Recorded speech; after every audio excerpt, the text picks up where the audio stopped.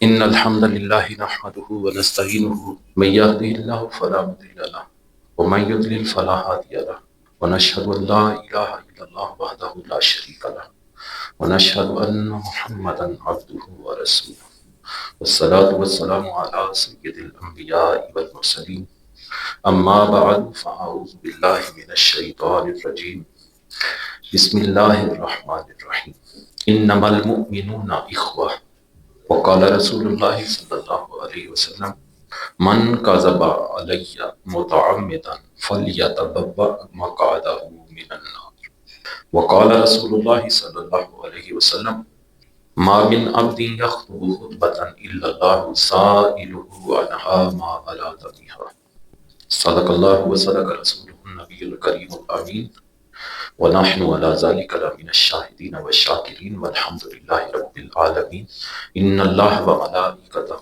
يصلون على النبي يا أيها الذين آمنوا صلوا عليه وسلموا تسليما اللهم صل على محمد وعلى آل محمد كما صليت على إبراهيم وعلى آل إبراهيم إنك حميد مجيد اللهم بارك على محمد وعلى آل محمد كما باركت على إبراهيم وعلى آل إبراهيم إنك حميد مجيد الصلاة والسلام عليك يا سيدي يا رسول الله وعلى آلك وأصحابك يا سيدي يا حبيب الله مولاي صل وسلم دائما أبدا على حبيبك خير الخلق كلهم يا صاحب الجمال ويا سيد البشر من وجهك المنير لقد نور القمر لا يمكن الثناء كما كان حقه بعد از خدا بزرگ تو یہ قصہ مختصر خالق کائنات جل جلالہ و امن والہ و تمام برہانہ و اعظم شان کی بارگاہ میں حمد اور وجہ تخلیق کائنات حضور نبی پاک صاحب الاوراق تاجدار مدینہ سرور قلب و سینہ حضرت محمد مصطفیٰ صلی اللہ علیہ وسلم کی پاک اور مقدس بارگاہ میں ہدیہ درود و سلام پیش کرنے کے بعد معزز سامعین السلام علیکم ورحمۃ اللہ وبرکاتہ۔ اخوت عربی زبان کا لفظ ہے جو اخن سے بنا ہے۔ اس کے معنی ہے بھائی چارہ، یگانگت، برادری۔ اسلام میں تمام مسلمان بھائی بھائی ہیں، چاہے وہ کہیں بھی رہیں اور ان کا کسی بھی رنگ و نسل اور وطن سے تعلق ہو۔ جو کلمہ طیبہ پڑھ کر اسلام میں داخل ہو جاتا ہے وہ بحیثیت مسلمان ہمارا دینی بھائی ہے۔ اللہ تعالیٰ نے اپنے محبوب کریم صلی اللہ علیہ وسلم کے ذریعے مسلمانوں کے درمیان ایک پائیدار اور مستحکم رشتہ قائم فرمایا۔ اس رشتے کی عظمت و فضیلت اور افادیت و اہمیت کے حوالے سے قرآن مجید میں کئی آیات مقدسہ اور سید عالم صلی اللہ علیہ وسلم کی بے شمار احادیث موجود ہیں۔ جیسا کہ میں نے خطبہ میں سورہ حجرات کی آیت نمبر 10 کا ابتدائی حصہ تلاوت کیا، انما المؤمنون اخوہ، کہ مسلمان بھائی ہیں۔ اگر معاشرے میں اخوت اور بھائی چارہ ختم ہو جائے تو معاشرہ بد امنی کا شکار ہو جاتا ہے، انسانی قدریں پامال ہو کر رہ جاتی ہیں، معاشرہ جنگل کا منظر پیش کرنے لگ جاتا ہے۔ میرے عزیزوں، اخوت اور بھائی چارے کی بنیاد محبت پر قائم کی گئی ہے۔ احادیث میں فرمایا گیا ہے کہ تم اس وقت تک مومن نہیں ہو سکتے جب تک تم ایک دوسرے سے محبت نہ کرو، یعنی تم اس وقت تک مومن کامل نہیں ہو سکتے، تمہارا ایمان اس وقت تک مکمل نہیں ہو سکتا جب تک تم ایک دوسرے سے محبت نہ کرو۔ کامل مومن اپنے مسلمان بھائیوں سے محبت کرنے والا ہوتا ہے، کیونکہ اسلام نے مسلمانوں کو الفت و محبت کا درس دیا ہے۔ اخوت اور بھائی چارے کے لیے بنیادی عنصر محبت ہے۔ مسلم شریف کتاب الایمان میں حدیث نمبر 54 سید عالم صلی اللہ علیہ وسلم نے فرمایا، لا تدخلون الجنت حتی تؤمنوا، تم جنت میں نہیں جاؤ گے جب تک ایمان نہ لے آؤ، ولا تؤمنوا حتی تحابوا، اور مومن نہیں بنو گے جب تک آپس میں محبت نہ کرو۔ آگے حضور نے فرمایا، اولا ادلکم علی شیء اذا فعلتموه تحاببتم، میرے غلاموں کیا میں تمہیں وہ چیز نہ بتاؤں کہ جب تم وہ کرو تو آپس میں محبت پیدا ہو جائے۔ پھر فرمایا افشوا السلام بینکم، سلام کو آپس میں پھیلاؤ۔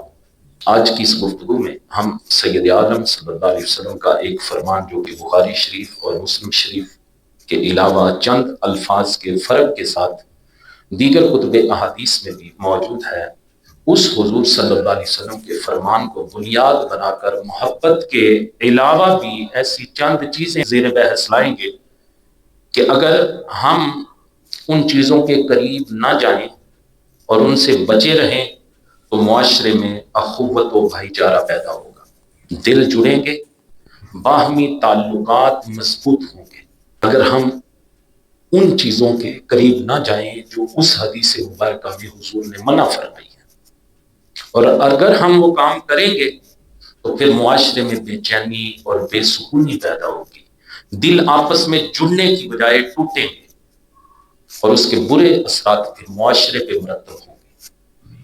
سنیے انتہائی توجہ سے، سید عالم صلی اللہ علیہ وسلم کا یہ فرمان بخاری شریف کتاب الادب میں حدیث نمبر 6066، اسی طرح اس کے دو مختلف الفاظ مسلم شریف 6413 میں، مسلم شریف 6416 میں۔ آقا کریم صلی اللہ علیہ وسلم نے ارشاد فرمایا ایاکم والظن فإن الظن اکذب الحدیث، بدگمانی سے بچو، بدگمانی اکثر جھوٹ ہوتی ہے۔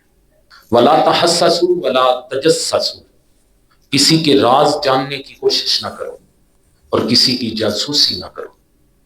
تین چیزیں ہو گئی، ایک بدگمانی، کسی کے راز جاننے کی کوشش، دو، اور کسی کی جاسوسی کرنا، تین چیزیں۔ آگے حضور نے فرمایا ولا تناجشوا ولا تحاسدوا، کسی کے بھاؤ پر بھاؤ نہ بڑھاؤ اور ایک دوسرے سے حسد نہ کرو۔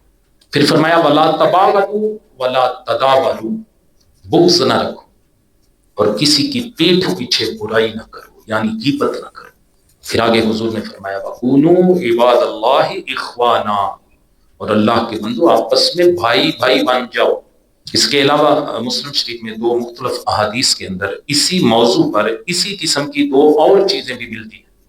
مسلم شریف 6413 میں یہ الفاظ ہیں وَلَا تَنَافَسُوا، حرص نہ کرو، اور مسلم شریف 6416 میں یہ الفاظ ہیں لا تقاطعوا، ایک دوسرے سے قطع تعلق نہ کرو۔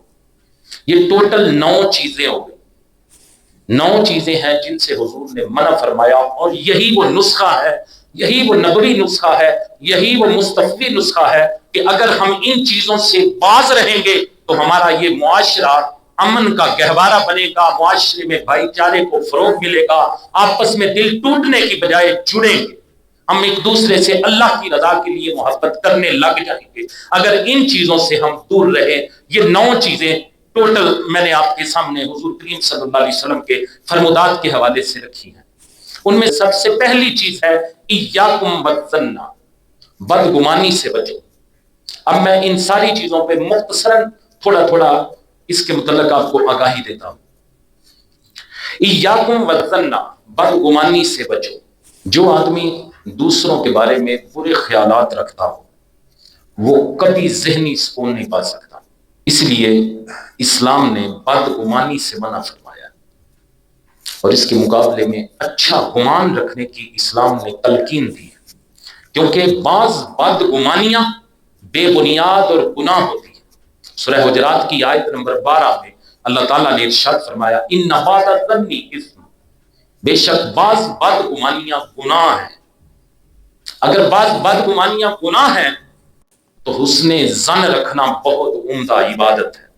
حسن ظن رکھنا ایک ایسی عبادت ہے کہ جس میں نہ کوئی بدنی مشقت اٹھانا پڑتی ہے اور نہ کوئی مالی قربانی دینا پڑتی ہے، بس صرف اپنی سوچ کو مثبت رکھنا پڑتا ہے۔ مومن کی یہ شان ہے کہ ہمیشہ اپنی سوچ کو مثبت رکھتا ہے اور ہمیشہ حسن ظن سے کام لیتا ہے۔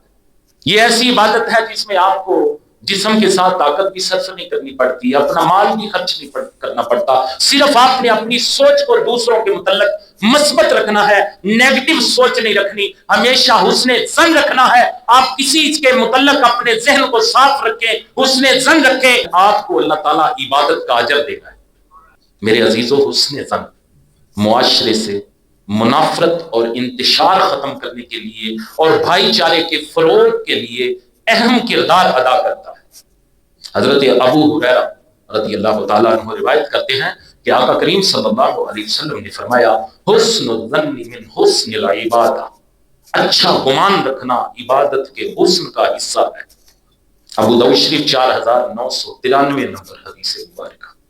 ہمیں یہ بھی خیال رکھنا ہے کہ بدگمانی سے بچنے کے لیے ہمیں وضاحت لے لینی چاہیے یا وضاحت دے دینی چاہیے۔ سنیے، آپ کو اس طرح سمجھ آئے گی اس بات کی۔ جس جگہ پہ آپ دیکھ رہے ہیں کہ اگلا بندہ میرے متعلق بدگمانی رکھ سکتا ہے، اس کے ذہن میں کوئی شک پیدا ہو سکتا ہے، فوری طور پہ اسے کلیئر کر دیں۔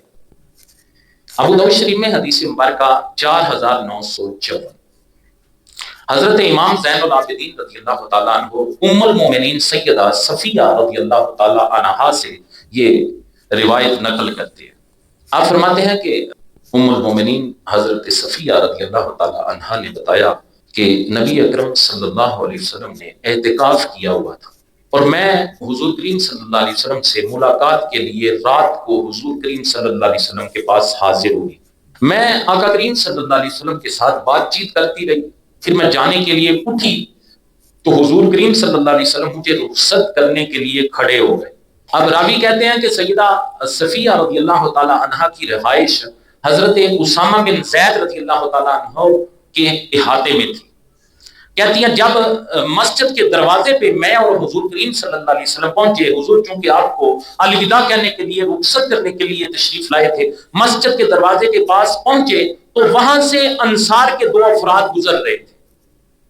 جب انہوں نے حضور کریم صلی اللہ علیہ وسلم کو دیکھا کہ حضور کریم صلی اللہ علیہ وسلم کے ساتھ مسجد کے اندر ایک خاتون بھی ہے تو وہ تیزی سے گزرنے لگے۔ جب وہ تیزی سے گزرنے لگے، حضور کریم صلی اللہ علیہ وسلم نے انہیں فرمایا ٹھہر جاؤ، یہ صفیہ بنت ہوئی یعنی میری زوجہ ہے۔ وہ انصاری تو گزر رہے تھے، حضور نے دیکھ لیا کہ انہوں نے مجھے دیکھا ہے، کہیں ان کے دل میں کوئی بدگمانی نہ پیدا ہو جائے۔ حضور نے فرمایا ٹھہر جاؤ، یہ میری بیوی صفیہ ہے۔ جب انہوں نے یہ بات سنی تو ان دونوں نے عرض کی سبحان اللہ یا رسول اللہ صلی اللہ علیہ وسلم، حضور بھلا ہم ایسا سوچ سکتے ہیں؟ جب انہوں نے یہ بات کی تو نبی کریم صلی اللہ علیہ وسلم نے فرمایا ان الشیطان یجری من الانسان مجری الدم، حضور نے فرمایا بے شک شیطان انسان کی رگوں میں خون کی طرح گردش کرتا ہے، فخشیت ان یقذف فی قلوبکما شیئا او قال شرا، حضور نے فرمایا مجھے یہ اندیشہ ہوا کہ کہیں شیطان تمہارے دل میں کوئی چیز نہ ڈال دے یا کوئی خرابی نہ ڈال دے۔ اب دیکھیں یہ اللہ کے نبی ہیں، وہ صحابی سوچ بھی نہیں سکتے تھے بدگمانی کے متعلق، لیکن حضور نے نبیوں کا سردار ہوتے ہوئے یہ نہیں سوچا کہ مجھے بتانے کی ضرورت نہیں۔ حضور نے فرمایا کہ شیطان انسان کی رگوں میں گردش کرتا ہے، کہیں تمہارے دل میں کوئی بات نہ ڈال دے۔ اس سے یہ پتا چلا کہ اگر کسی ایسی جگہ پہ آپ ہیں جس سے لوگوں کو دلوں میں کوئی بدگمانی پیدا ہو سکتی ہے تو لوگوں کو اس سے آگاہ کریں، بھائی میں اس وجہ سے تھا، میرا وہاں ٹھہرنے کا مقصد یہ تھا، اس کام سے میں گیا تھا۔ اس پہلی بات کی بدگمانی سے بچنے والی جو بات ہے اس کی آپ کو سمجھ آ گئی کہ نہیں؟ آگے چلتے ہیں۔ دوسری چیز جو حضور نے فرمائی ولا تحسسوا، کسی کے راز جاننے کی کوشش نہ کرو۔ کسی کے راز تلاش کرنا بہت بری بات ہے۔ بعض لوگوں کو یہ عادت ہوتی ہے کہ دوسروں کے راز تلاش کرتے رہتے ہیں اور نتیجہ یہ نکلتا ہے کہ وہ ان کے راز تلاش کرتے کرتے اپنے عیبوں سے بے خبر ہو جاتے ہیں۔ جب اپنے عیبوں سے بے خبر ہو جاتے ہیں تو پھر اپنی اصلاح نہیں کر پاتے۔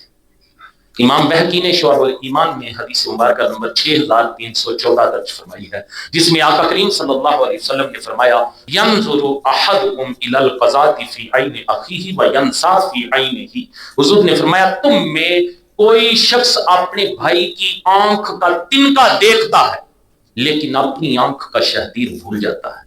یہ حضور کا فرمان ہے کہ دوسروں کی آنکھ کا تنکا دیکھتے دیکھتے اپنی آنکھ کے شہدیر کو بندہ بھول جاتا ہے۔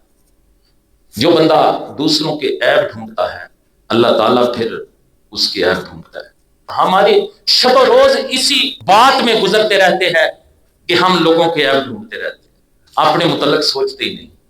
جہاں بیٹھیں گے دوسروں کی بدخویاں کریں گے، دوسروں کے متعلق جاننے کی کوشش کریں گے اس میں کون کون سی خامی ہے۔ جب بندہ کسی کے عیب ڈھونڈے پھر اللہ اس کے عیب ڈھونڈتا ہے، جس کے عیب اللہ تعالیٰ ڈھونڈتا ہے وہ چاہے جتنا چھپتا پھرے اس کے پردے فاش ہو جاتے ہیں اور پھر وہ بندہ ذلیل و رسوا ہو جاتا ہے۔ میرے عزیزو، کسی کے عیب تلاش کرنا گناہ ہے تو پھر اس کے برعکس کسی کے عیب چھپانا بہت بڑے اجر و ثواب کا کام ہے۔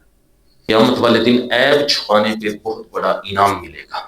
بخاری شریف میں حدیث مبارکہ نمبر 2442، سید عالم صلی اللہ علیہ وسلم نے فرمایا، من ستر مسلما سترہ اللہ یوم القیامہ، جو کسی مسلمان کی پردہ پوشی کرے گا اللہ تعالیٰ قیامت والے دن اس کے عیبوں کا پردہ رکھے گا۔ یہ حدیث مبارکہ مسلم شریف میں بھی 6454 نمبر ہے۔ دیکھیں، میں اس سے پہلے بھی آپ کو بتا چکا ہوں، انتہائی سنجیدہ بات ہے کہ اس زمانے میں، جس زمانے میں ہم رہ رہے ہیں، اللہ تعالیٰ کی صفت ستاری کا بڑا ظہور ہے۔ ستار کہتے ہیں پردہ ڈالنے والے کو، یہ اللہ کی صفت ہے کہ اس نے ہم پہ پردے ڈالے ہوئے ہیں، اور اس دور میں اللہ تعالیٰ کی صفت ستاری کا بہت بڑا ظہور ہے۔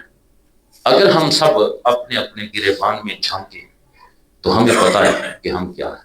انہیں میرا نہیں پتا، انہیں نہیں پتا، لیکن مجھے اپنا پتا ہے کہ میں کیا ہوں۔ ہر بندے کو اپنا پتا ہے کہ ہم کیا ہیں، ہمارے اعمال کیا ہیں، ہماری جلوتوں اور خلوتوں میں کتنا تضاد ہے۔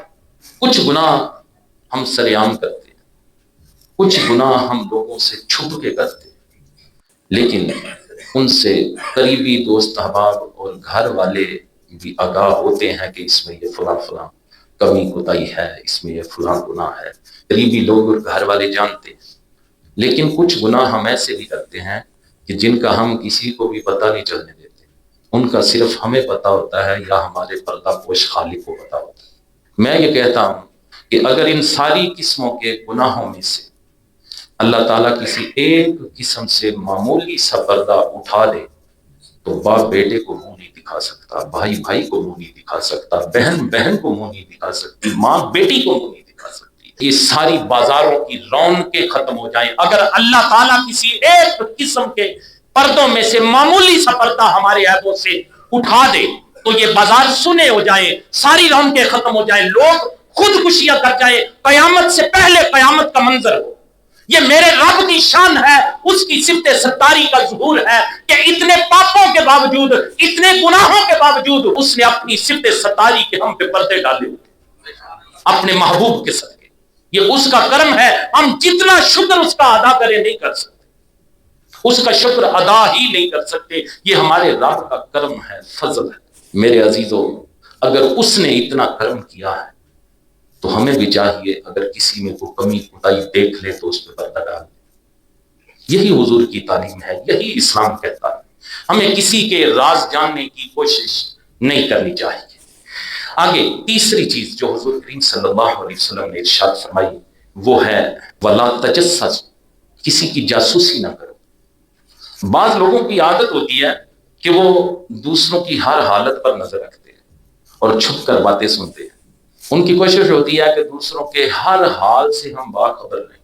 اس نے کیا پکایا ہے، اس نے کیا کھایا ہے، کیا کمایا ہے، کتنا کمایا ہے، کہاں سے کمایا ہے، اس کے پاس اتنا پیسہ کہاں سے آ گیا۔ بعض لوگوں کی یہ عادت ہوتی ہے وہ جاننے کی کوشش کرتے رہتے ہیں، اسی تجسس میں مبتلا رہتے ہیں کہ اسے تو ملتا ککھ نہیں تھا، اندے تے پلے کچھ نہیں سی، کتوں اتنا کھان لگ گیا۔ بعض بندوں کی یہ عادت ہوتی ہے اسی تجسس میں رہتے ہیں، لیکن اسلام نے ایسے رویے سے منع فرمایا، ولا تجسسوا، کسی کی جاسوسی نہ کرو۔ آقا کریم صلی اللہ علیہ وسلم کو معاشرتی زندگی میں جاسوسی سے کتنی نفرت تھی، اس کا اندازہ مسلم شریف کی کتاب الآداب کے باب نمبر 9 میں حدیث نمبر 2158 سے لگائے۔ آقا کریم صلی اللہ علیہ وسلم نے ارشاد فرمایا من اطلع فی بیت قوم بغیر اذنہم، جس نے کسی کے گھر میں ان کی اجازت کے بغیر تانک جھانک کی، فقد حل لہم ان یفتحوا عینہ، تو انہیں اجازت ہے کہ وہ اس کی آنکھ پھوڑ دے۔ حضور کو کتنی نفرت ہے ایسے کام سے۔ حضور نے فرمایا اگر کسی کی اجازت کے بغیر کوئی بندہ کسی کے گھر میں تانک جھانک کرتا ہے تو اسے اجازت ہے کہ اس کی آنکھ ہی پھوڑ دے۔ قرآن مجید اور احادیث مبارکہ میں جس تجسس اور جاسوسی سے منع کیا گیا ہے اس سے مراد یہ ہے کہ کسی شخص کے نجی اور شخصی معاملات کی ٹو میں نہیں رہنا، کسی شخص کے نجی اور شخصی معاملات کے ٹو میں رہنا اسلام نے اس سے منع فرمایا ہے۔ لیکن ایک اور بات سمجھے کہ اگر کسی شخص کے متعلق یہ شبہ ہو کہ اس کی درپردہ سرگرمیاں دوسرے بے گناہ افراد کی جان و مال اور عزت و آبرو کے لیے خطرہ ہے، یا اس کی کارروائیاں ملک کی سلامتی اور امن عامہ کے منافی ہیں، تو اب یہ ایک فرد کا معاملہ نہیں، یہ پوری قوم کا معاملہ بن گیا ہے۔ بندہ اس قسم کی صورتحال میں اکیلا ایسے بندے سے نپٹ نہیں سکتا، چونکہ اب یہ ایک قوم کا معاملہ ہے، پورے ملک کا معاملہ ہے۔ تو اس وقت حکومت کو آگاہ کرنا بندے کے لیے ضروری ہو جاتا ہے۔ ایسی جاسوسی جو اس بندے کی ہو جو ملک دشمن کارروائیوں میں ملوث ہے، تو ایسے بندے کی جاسوسی کرنا، گورنمنٹ کو بتانا، یہ از حد ضروری ہے۔ اور جس سے منع کیا گیا ہے وہ کیا ہے؟ وہ کسی بندے کی نجی زندگی میں ٹو نہیں لے، اس کی ٹو میں نہیں رہنا، اس کی جو ذاتی زندگی ہے اس کے معاملات میں آپ نے جاسوسی نہیں کرنی۔ ہاں، اگر کوئی بندہ ایسے کام کر رہا ہے جس سے ملک کے اندر بدامنی پھیل سکتی ہے، لوگوں کی جانوں کو نقصان وہ بندہ آپ کی کارروائیوں سے پہنچا سکتا ہے، تو ایسے وقت میں اس موقع پہ آپ گورنمنٹ کو آگاہ کریں۔ پھر ایک اسلامی حکومت جو ہوتی ہے وہ اپنے باشندوں کی خیرخواہی کرنے، ملک کے داخلی اور خارجی مسائل کو حل کرنے اور انتظامی مصلحتوں کی بنا پر جو تجسس یا جاسوسی کا محکمہ قائم کرتی ہے، وہ تجسس اس ممانعت کے تحت نہیں آتا۔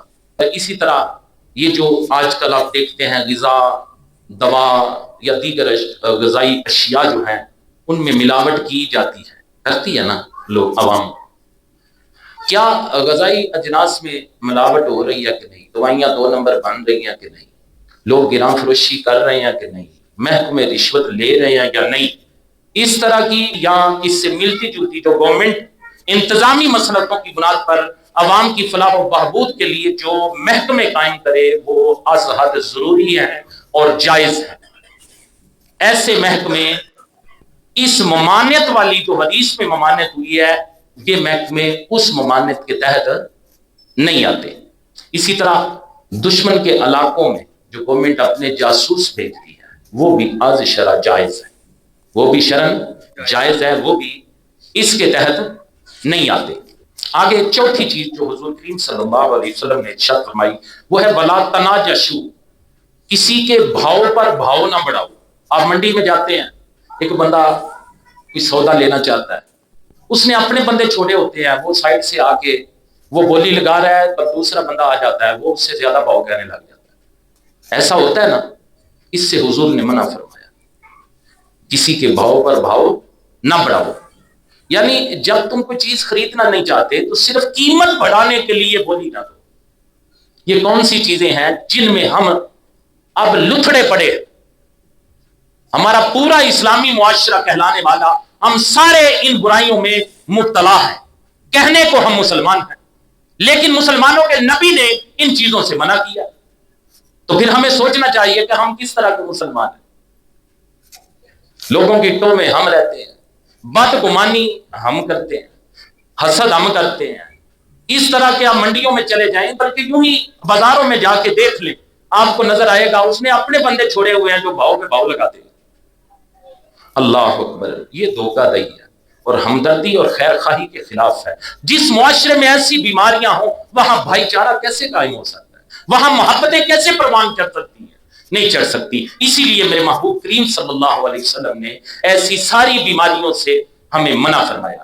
آقا کریم صلی اللہ علیہ وسلم نے فرمایا، بخاری شریف کی حدیث مبارکہ 2139 نمبر، سید عالم صلی اللہ علیہ وسلم نے فرمایا، لا یبیع بعضکم علی بیع اخی، کوئی شخص اپنے بھائی کی خرید و فروخت میں دخل اندازی نہ کرے۔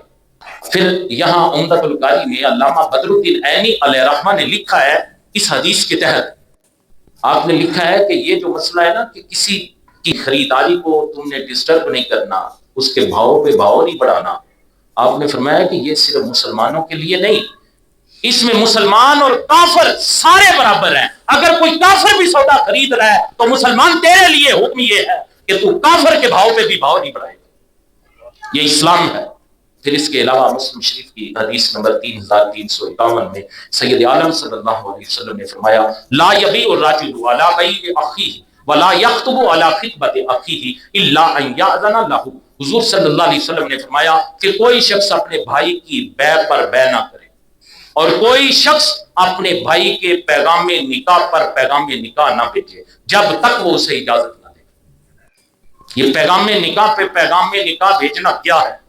وہ یہ ہے کہ ایک بھائی نے کہیں رشتے کی بات چلائی ہے، دوسرے کو پتا چلا ہے، وہ جا کے وہاں ٹانگ اڑا دے، اس کا رشتہ تڑوا کے اپنے بیٹے کا رشتہ تڑوانے کی کوشش کرے۔ اس سے حضور نے منع کیا۔ اب دیکھتے ہیں ہمارے ماحول میں ایسا ہوتا ہے، ایک عزیز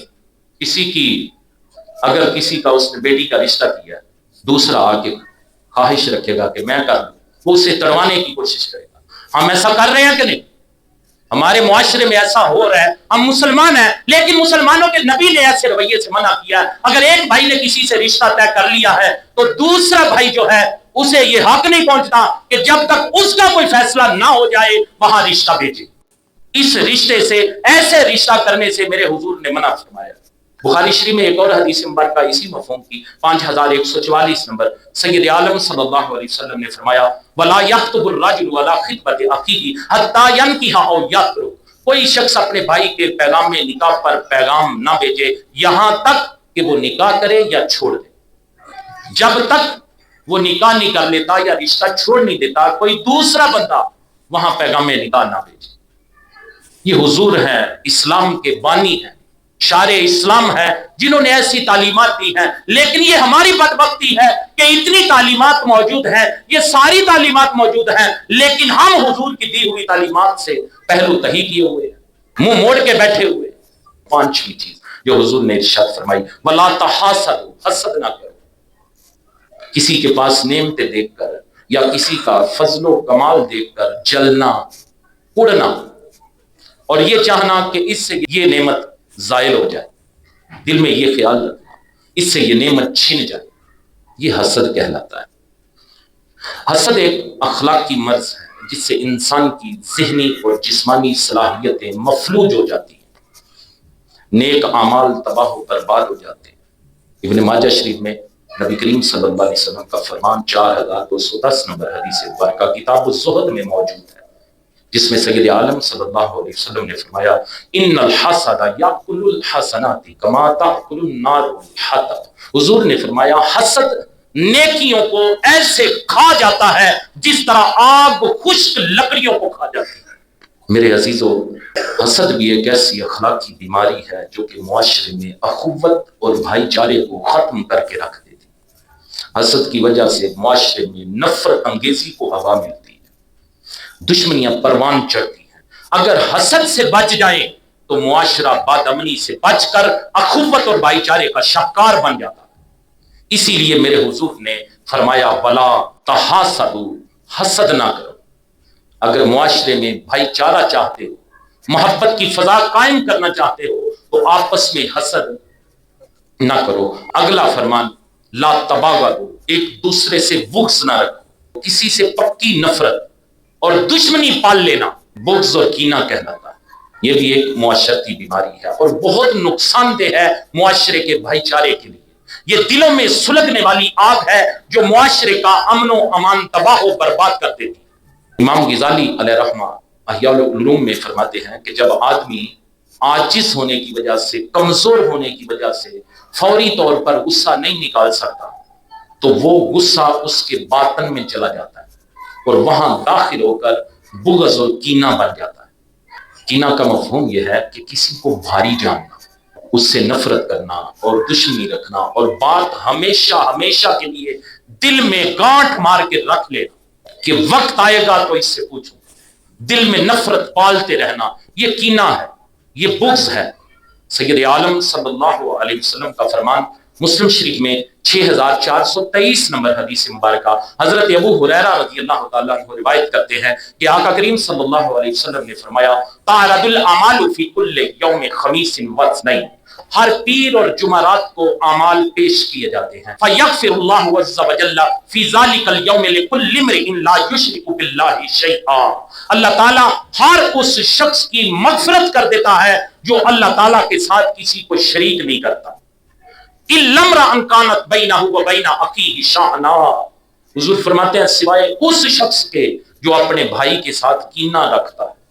پیر اور جمعرات کو اعمال پیش کیے جاتے ہیں. مشرک کے علاوہ سب کو رب بخش دیتا ہے، لیکن جو کینہ رکھتا ہے اسے رب نہیں بخشتا. اس کے متعلق یہ کہا جاتا ہے فَيُقَالُ أَرْكُوا هَذَيْنِ حَتَّى يَسْتَلِحَ أَرْكُوا هَذَيْنِ حَتَّى يَسْتَلِحَا. میرے حضور فرماتے ہیں ان کے متعلق کہا جاتا ہے کہ انہیں مہلت دو حتیٰ کہ یہ صلح کر لے، انہیں مہلت دو حتیٰ کہ یہ صلح کر لے. مشرک کے علاوہ ہر کسی کی بخشش ہو جاتی ہے، لیکن جو کینے والا ہے، یہ کتنا بڑا جرم ہے کہ مشرک کی بھی بخشش نہیں ہو رہی لیکن بخشش اس کی بھی نہیں ہو رہی. کنز العمال میں حدیث مبارکہ نمبر 7396 میرے حضور نے فرمایا ایاکم والبغض فإنہ یحلق الدین. حضور نے فرمایا بغض سے بچو کیونکہ بغض دین کو مونڈ کے رکھ دیتا ہے، یعنی دین کو تباہ و برباد کر دیتا ہے بغض. حضور نے فرمایا تم میں اچھا وہ شخص ہے جس سے بھلائی کی امید ہو اور جس کی شرارت سے امن ہو، اور تم میں برا وہ شخص ہے جس سے بھلائی کی امید نہ ہو اور جس کی شرارت سے امن نہ ہو. ترمذی شریف 2270 نمبر حدیث مبارکہ. میرے حضور نے فرمایا گفتگو کرتے وقت اچھے طریقے سے بات کرنا. جب کوئی گفتگو کرے تو اچھے انداز میں اس کی گفتگو سننا. ملاقات کے وقت مسکراتے چہرے کے ساتھ ملنا اور وعدہ پورا کرنا مومن کے اخلاق میں سے ہے. جو بندہ مسلمان بھائی سے مسکرا کے ملے تو بغض و کینہ ختم ہوتا ہے. اچھے انداز سے کسی کی بات سننا، اچھے انداز سے اپنی گفتگو کرنا، یہ ساری ایسی چیزیں ہیں جن سے دل سے قدورتیں ختم ہوتی ہیں. اسی لیے قرآن و حدیث میں یہ بات موجود ہے کہ جب لوگ جنت میں جائیں گے تو ان کے دلوں سے کینہ نکال لیا جائے گا. کوئی بھی کینے والا دل، کینے والا سینہ جنت میں نہیں جائے گا. سورہ اعراف آیت نمبر 43 اللہ تعالیٰ نے فرمایا وَنَزَعْنَا مَا فِي صُدُورِهِم مِّن غِلٍّ، اور ان کے سینے میں جو کینہ ہے وہ ہم نکال لیں گے. بخاری شریف کی بڑی لمبی حدیث ہے. حضرت ابو ہریرہ رضی اللہ تعالیٰ عنہ نے جنتیوں کے اوصاف بتائے. اس میں جنتیوں کی ایک صفت یہ بھی بیان کی گئی ہے لا اختلاف بینہم ولا تباغض، کہ جو جنتی لوگ ہیں ان کا آپس میں کوئی اختلاف نہیں ہوگا اور نہ وہ ایک دوسرے کے ساتھ بغض اور کینہ رکھیں. بخاری شریف 3246.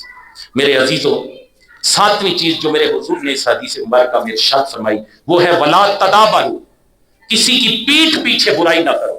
پیٹھ پیچھے برائی کرنا غیبت کہلاتا ہے. قرآن و احادیث نے اس سے سختی سے منع فرمایا. غیبت کرنا ایسے یہ جیسے بندہ اپنے بھائی کا گوشت کھاتا ہے.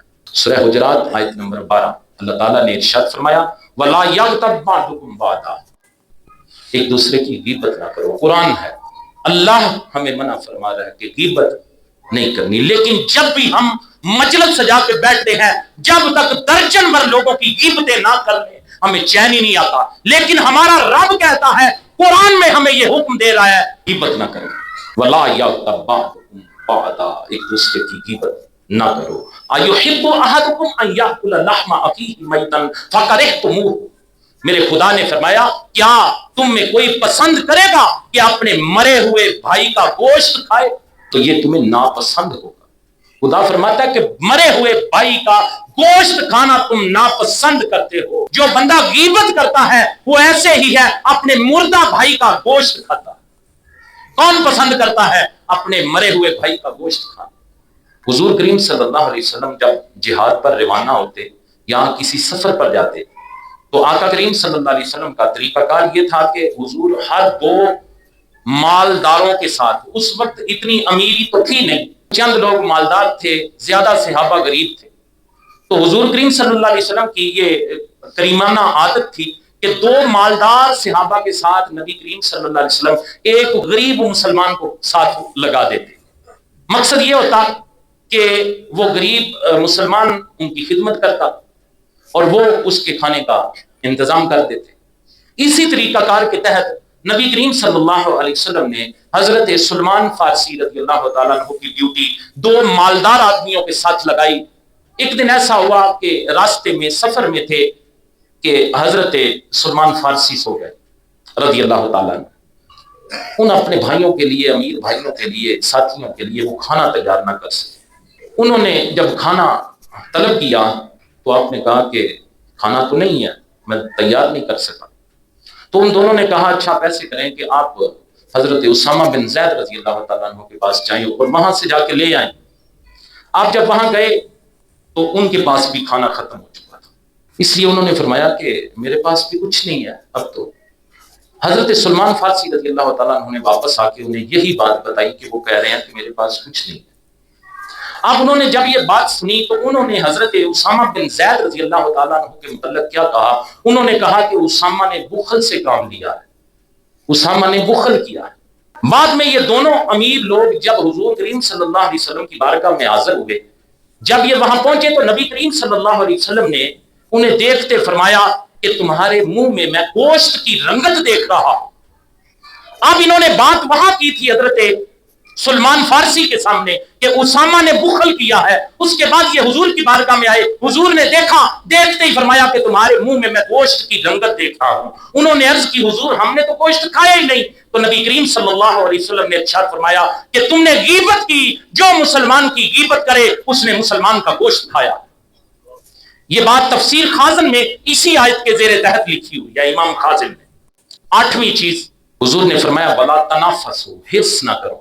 جب انسان کے پاس اس کی ضرورت سے زیادہ مال ہوتا ہے تو وہ عموماً، میں ہر کسی یہ نہیں کہتا کہ ہر کوئی ایسا ہو جاتا ہے، عموماً وہ بندہ اس مال کو نفسانی خواہشوں اور دنیا کی حرام لذتوں کے حصول میں خرچ کرتا ہے۔ اور اللہ ماشاءاللہ عموماً مالدار آدمی پھر اپنے مال کو بڑھانے کے لیے غیر قانونی اور ناجائز ذرائع استعمال کرتے ہیں، جیلی اور نقلی اشیاء بنانے لگ جاتے ہیں۔ مال جب ضرورت سے زیادہ پاس ہو حرص بڑھ جاتی ہے، اس کی حرص بڑھ جاتی ہے۔ اسی طرح نشاور چیزوں کا کاروبار لوگ کرتے ہیں، اسمگلنگ کرتے ہیں، ذخیرہ اندوزی اور چور بازاری میں ملوث ہو جاتے ہیں۔ ایسا ہوتا ہے کہ نہیں ہمارے معاشرے میں؟ عموماً وہی لوگ جن کے پاس ضرورت سے زائد روپیہ آ جاتا ہے، ضرورت سے زائد دولت آ جاتی ہے، پھر اپنی دولت کو بڑھانے کے لیے وہ غیر قانونی طریقے، ناجائز ذرائع وہ استعمال کرتے ہیں تاکہ ہماری دولت اور بڑھ جائے۔ اور پھر ان تمام خرابیوں کی اصل وجہ مال دنیا کی حرص ہے کہ میرا مال بڑھ جائے۔ اگر وہ بقدر ضرورت مال پر قناعت کرتے تو یہ ان تمام خرابیوں سے بچ جاتے، لیکن دل میں حرص تھی کہ میرا مال بڑھے۔ حدیث مبارکہ میں مال کو فتنہ قرار دیا گیا۔ ترمذی شریف 2258 نمبر حدیث مبارکہ، سید عالم صلی اللہ علیہ وسلم نے فرمایا ان لکل امت فتنۃ وفتنۃ امت المال، ہر امت کی مخصوص آزمائش ہوتی ہے اور میری امت کی آزمائش مال ہے۔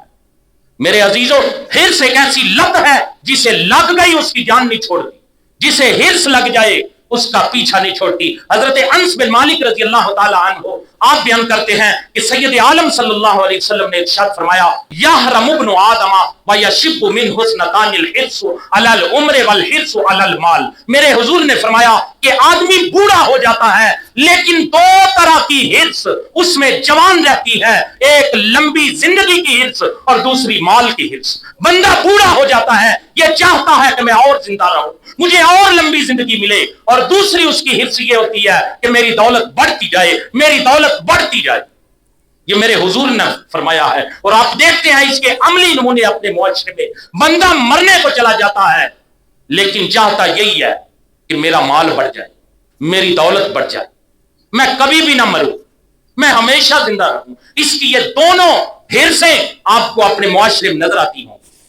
حضرت انس بن مالک رضی اللہ تعالیٰ عنہ بیان کرتے ہیں کہ آقا کریم صلی اللہ علیہ وسلم نے فرمایا لو کان لابن آدم وادیان من ذهب احب ان يكون له ثالث ولا يملا فاه الا التراب۔ میرے حضور نے فرمایا اگر آدمی کے پاس سونے کی ایک وادی ہو، 1 تولہ سونا نہیں، 10 تولے سونا نہیں، کلو سونا نہیں، میرے حضور فرماتے ہیں اگر آدمی کے پاس سونے کی ایک وادی ہو پوری سونے کی، تو وہ یہ پسند کرے گا کہ اس کے پاس دوسری بھی وادی ہو، میرے حضور نے فرمایا وَلَا يَمْلَأُ فَاهُ إِلَّا التُّرَابُ، اس کا پیٹ صرف مٹی بھر سکتی ہے۔ ایک وادی سونے کی ہو وہ خواہش کرے گا میرے پاس دوسری بھی سونے کی وادی ہو، لیکن میرے حضور نے فرمایا چاہے جتنی بھی اس کے پاس دولت اور سونا مال و زر آ جائے، اس کی ہرس اتنی ہے کہ اس کے پیٹ کو مٹی ہی بھر سکتی۔ آگے حضور نے فرمایا وَيَتُوبُ اللَّهُ عَلَىٰ مَنْ تَابَ، جو شخص توبہ کرتا ہے اللہ تعالیٰ اس کی توبہ کو قبول فرماتا ہے۔ ترمذی شریف 2259 نمبر حدیث مبارکہ۔ اللہ اکبر۔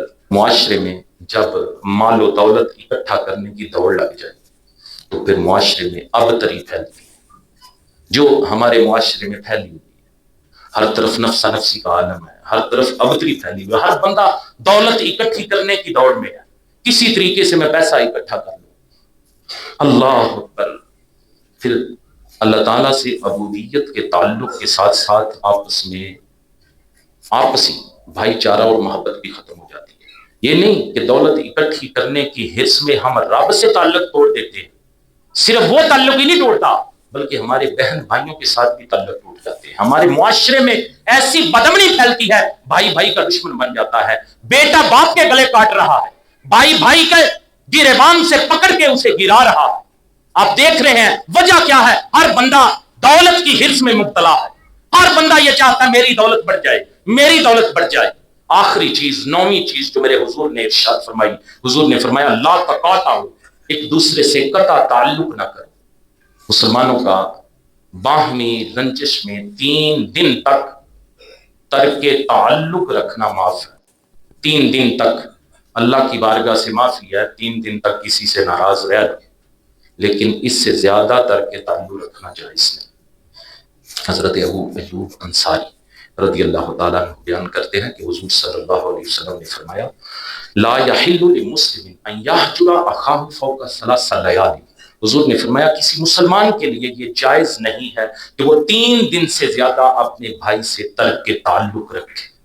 یلتقیان فیورد ھذا ویورد ھذا وخیرھم الذی یبدأ بالسلام، میرے حضور نے فرمایا دونوں باہم ملے، وہ جو ناراض ہیں دونوں باہم ملے، یہ اس سے منہ موڑے وہ اس سے منہ موڑے۔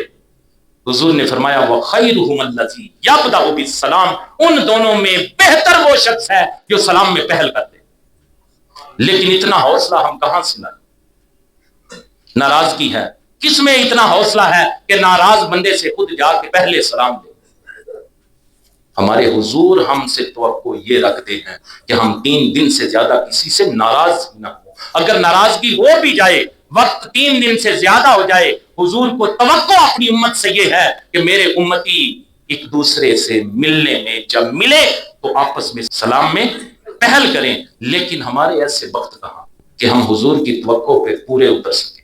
یہ تو عام مسلمانوں کی بات ہے، لیکن اگر کسی رحمی رشتے سے ترک کے تعلق کیا، یہ تو عام لوگوں کی میں نے بات کی، لیکن ہے کوئی رحمی رشتہ اس سے ترک کے تعلق کیا تو اس کے متعلق بہت بڑی سخت وعید بیان کی گئی۔ حضرت جبیر ابن مطعم رضی اللہ تعالیٰ عنہ بیان کرتے ہیں، مسلم شریف 6398 نمبر حدیث مبارکہ، میرے حضور نے فرمایا لا يدخل الجنت قاطع الرحم، قاطع رحم جنت میں نہیں جائے گا۔ جس نے رحمی رشتے کے ساتھ تعلق توڑا، اس کے ساتھ بات چیت توڑی، اس سے ملنا جلنا چھوڑ دیا، قطع تعلق کر لیا، اب چاہے وہ 5 وقت کی نمازیں بھی پڑھیں، اب وہ بہت بڑا سخی بھی ہو، لوگوں میں بڑا مشہور ہو کہ بہت بڑا سخی ہے، بڑا نیک آدمی ہے، بڑا غریبوں کے کام آتا ہے، لیکن جو اپنے سگے رشتے ہیں ان سے قطع تعلق کر کے بیٹھا ہوا ہے، میرے حضور نے فرمایا لا يدخل الجنت قاطع الرحم، قاطع رحم جنت میں داخل نہیں ہوگا۔ اللہ اکبر۔ حضرت انس بن مالک رضی اللہ تعالیٰ عنہ فرماتے ہیں کہ آقا کریم صلی اللہ علیہ وسلم نے فرمایا من احب ان یبسط فی رزقہ وینسع لہ فی عسرہ فلیصل رحمہ، میرے حضور نے فرمایا جو شخص یہ چاہتا ہے کہ اس کے رزق میں کشادگی کی جائے یا اس کی عمر دراز کی جائے تو وہ صلہ رحمی کرے۔ آج ہم یہ سوچتے ہیں کہ اگر رشتہ داروں کے ساتھ ہم نے میل جول بڑھایا وہ تو ہمیں کھا جائیں گے، ہمارا تو رزق کم ہو جائے گا، لیکن میرے حضور فرماتے ہیں اگر وہ یہ چاہتا ہے کہ اس کا رزق بڑھ جائے، اس کی عمر لمبی ہو جائے، تو میرے حضور فرماتے ہیں اپنے رشتہ داروں کے ساتھ صلہ رحمی کرو۔ علماء فرماتے ہیں کہ وہ تمام رشتہ دار جو وراثت میں حصہ پا سکتے ہیں ان کے ساتھ صلہ رحمی کرنا بندے پہ واجب ہے۔ اسی طرح ان سے قطع تعلقی کرنا عام گناہ نہیں، صلہ رحمی واجب ہے اور ان سے قطع تعلقی کرنا گناہ نہیں، کبیرہ گناہ ہے۔